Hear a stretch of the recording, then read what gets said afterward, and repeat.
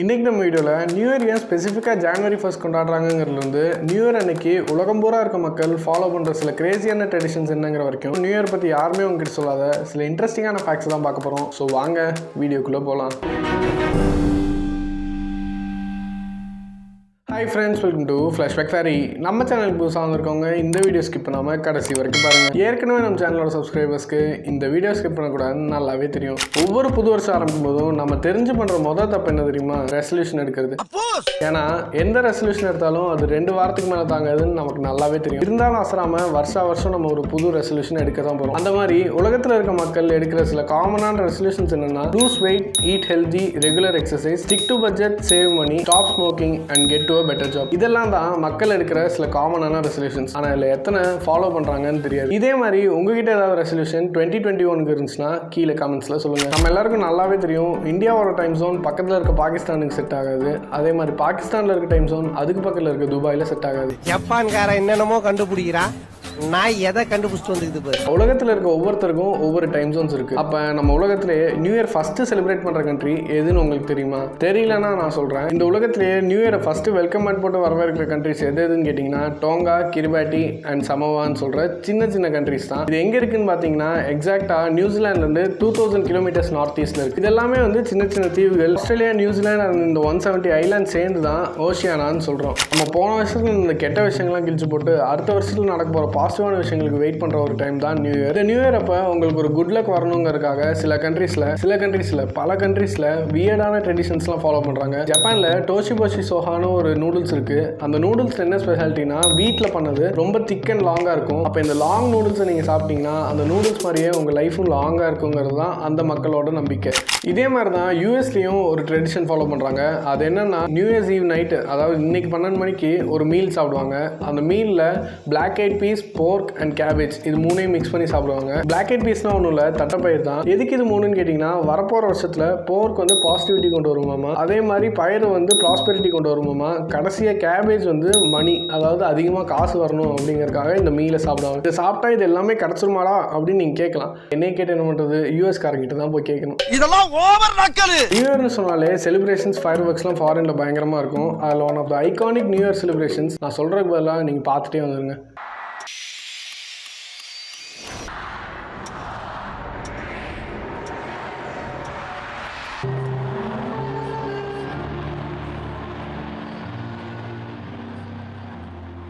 இதுதான் நியூயார்க்கில் டைம் ஸ்கொயரில் நடக்கிற டிராப்பிங் ஆஃப் த பால் ஈவெண்ட்னு சொல்லுவாங்க. ஆனால் இப்போ யூஎஸ்லேயும் கோவிட் ரெஸ்ட்ரிக்ஷன்ஸ் இருக்கிறதுனால எல்லாரும் வீட்டில் இருந்தே பாருங்கடான்னு சொல்லிட்டாங்க. ஸோ டைம் கிடச்சதுன்னா யூடியூப்ல dropping of the ball event 2021 தேடி நீங்களும் பாருங்க. இதே மாதிரி தான் ஸ்பெயின்லேயும் ஒரு ட்ரெடிஷன் இருக்கு. இதில் என்னன்னு கேட்டிங்கன்னா ஸ்பெயினில் ஒயினும் 12 கிரேப்ஸையும் சாப்பிட்டாங்கன்னா அந்த 12 மாசமுமே நல்லா இருக்கும் அப்படிங்கிற மாதிரி ஒரு நம்பிக்கை இருக்கு. அதுக்கடுத்து எஸ்டோனியாவுக்கு வந்தீங்கன்னா இது கொஞ்சம் ஜாலியான ஒரு ட்ரெடிஷன் தான். என்னன்னு கேட்டிங்கன்னா முடிஞ்ச அளவுக்கு வந்து சாப்பிடணும். நியூ இயர் அன்னைக்கு முடிஞ்ச அளவுக்கு சாப்பிடுவாங்க.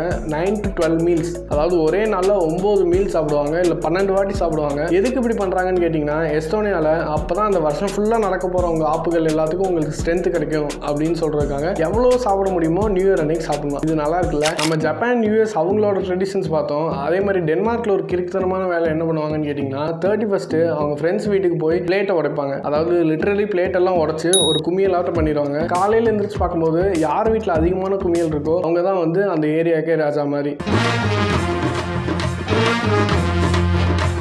ரொம்ப காலமாக 1850ஸ்லேருந்தே இதை ஃபாலோ பண்ணுறாங்கன்னு சொல்கிறாங்க டென்மார்க்கில். நம்ம ஜப்பானோட நியூ இயர் ட்ரெடிஷன்ஸ் பார்த்தோம், யூஎஸோடது பார்த்தோம், ஸ்பெயினோடது பார்த்தோம், எஸ்டோனியாவோடது பார்த்தோம், டென்மார்க்கோடது கூட பார்த்தோம். ஆனால் ஜான்வரி 1 ஏன் வந்து நியூ இயர் செலிப்ரேட் பண்ணுறாங்கன்னு இன்னும் பார்க்கவே இல்லை.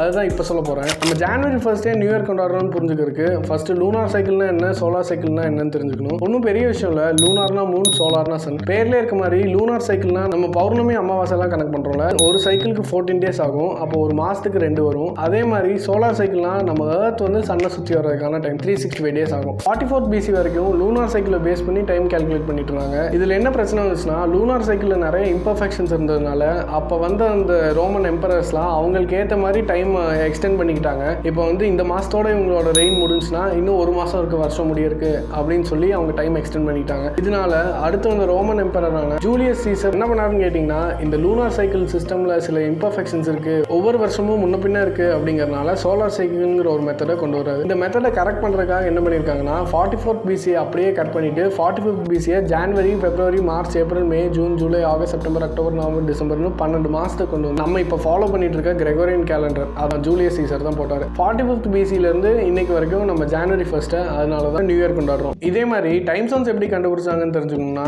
இங்கே கிளிக் பண்ணுங்க. ஏன் இந்தியன் ருபீஸும் US டாலர்ஸும் சேமா இல்லைங்கிறது தெரிஞ்சுக்கணும்னா இங்கே கிளிக் பண்ணுங்க. இன்னும் பல இன்ட்ரெஸ்டிங்கான ஃபேக்ட்ஸ் தெரிஞ்சுக்கணும்னா ஃபிளாஷ்பேக் ஃபேரிக்கு சப்ஸ்கிரைப் பண்ணிட்டு அந்த பெல் ஐக்கான் நமக்கு ஆளுக்கு மாற்றிட்டுருங்க. அப்போ தான் உங்கள் வீட்டு ரேடியோ, நான் போடுற ரேடியோன்னு எல்லாத்துக்கும் நோட்டிஃபிகேஷன்ஸ் வந்துகிட்டே இருக்கும். பாய்.